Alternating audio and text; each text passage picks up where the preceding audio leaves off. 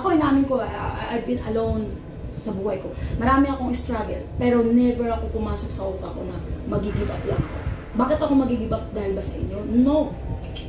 Kung gusto niyo basahin yung page ko, thank you. Pag hindi rin niyo gusto basahin ng page ko, simple lang yun. Click black, Rudy Balduino.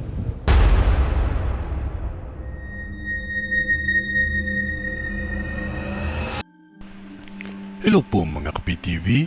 Sa video na ito itatalakayin natin ang 5 lugar sa Metro Manila na magugulat na lang sa hindi inaasahang panahon sa tindi na kanilang kakaharapin. Pero kung ikaw ay hindi pa nakasubscribe sa aking channel, baka naman.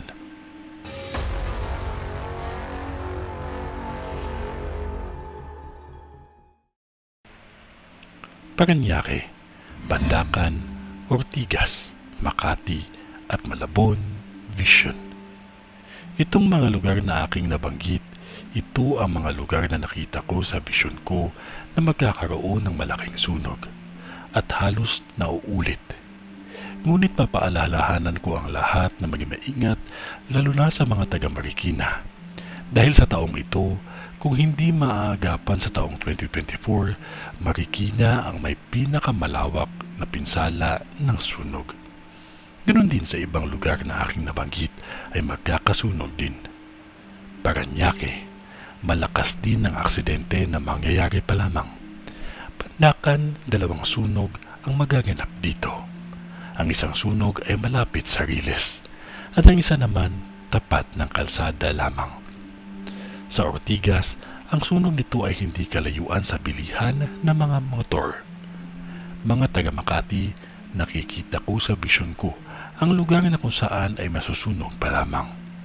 At hindi ito kalayuan sa isang ospital o klinik.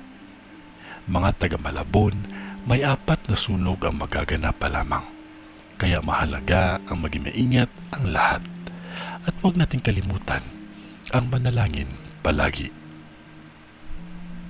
Kung ano man yun ay wala pa ding makakatalo sa taimtim na panalangin natin sa Diyos. Magtiwala lamang po tayo sa Kanya kasi mahal niya po tayo. Sa ngalan ng Diyos Ama, ng Diyos Anak, at ng Diyos Espiritu Santo. Amen.